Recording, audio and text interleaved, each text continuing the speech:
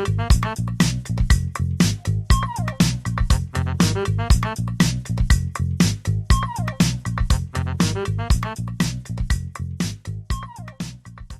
les manuels de médecine, on le dit, hein, l'homme est un animal. Quand je suis face à un groupe ou quand une personne est quand on est en one-to-one, il y a un instinct de vigilance, un instinct de survie qui va se mettre en place. Et il va falloir développer en nous des ressources, donc en effet changer de posture, changer de cadre, se mettre dans une autre posture intellectuelle, de façon à calmer ce cerveau reptilien, à lui dire « Attends, écoute, il n'y a pas de souci, ils ne sont pas là pour me vouloir du mal. » Parce que ce cerveau reptilien, ça peut être un frein, soit c'est une source d'agressivité, d'anxiété, de colère, et ça peut forcément nous faire mal réagir en fait dans certains cas.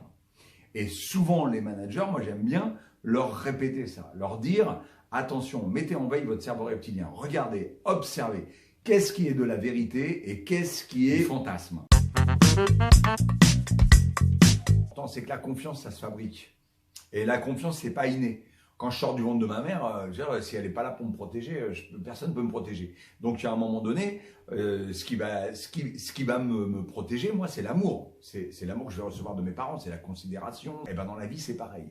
Dans la vie, c'est le regard que va porter l'autre sur moi. J'appelle ça, c'est un outil puissance 1000, quoi. C'est une bombe atomique parce que tout à coup, on va mettre en place et réaliser quelque chose d'imaginaire qu'on va rendre tangible. Donc ça, c'est fabuleux. Combien de projets est-ce qu'on a en entreprise où on est en train de faire des réunions sur réunions sur réunions et puis de se dire mais ça sert à quoi? C'est de la réunionnite aiguë, ça sert à rien, on est tous dans notre cerveau et puis en fait on se rend compte que c'est pas du tout ce que les autres étaient en train de penser. Là, non, du tout. C'est concret, c'est pragmatique, on arrive avec une idée et tout à coup on voit si cette idée elle marche. Et moi, ce que je préconise souvent en réunion de manager, c'est de dire, ok, vous partez tous avec des superbes idées, prenez une demi-journée, essayez de les mettre en scène, ces idées. Et essayez de voir si factuellement, si de façon pragmatique ou pratique, si ça fonctionne. Si tout le monde a compris la même chose.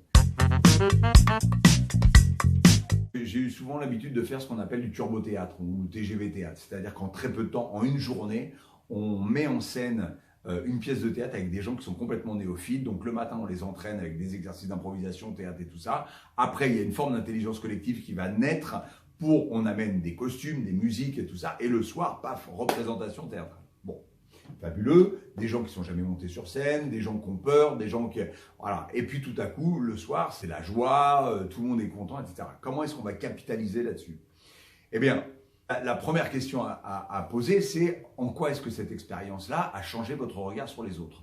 Ensuite, en quoi est-ce que cette expérience-là va changer votre regard sur les autres dans un avenir lointain? Et en quoi cette expérience-là vous a permis de vous révéler ou de vous transformer ou de vous changer? Cette capitalisation, elle va être à court terme, à moyen terme. Et alors, le problème, c'est qu'à long terme, généralement, non. C'est pour ça qu'on dit souvent aux équipes, quand on fait du team building ou quand on fait un travail d'équipe, si vous pouvez faire des séances de rappel une fois tous les ans avec d'autres supports, d'autres sujets, etc., pourquoi pas?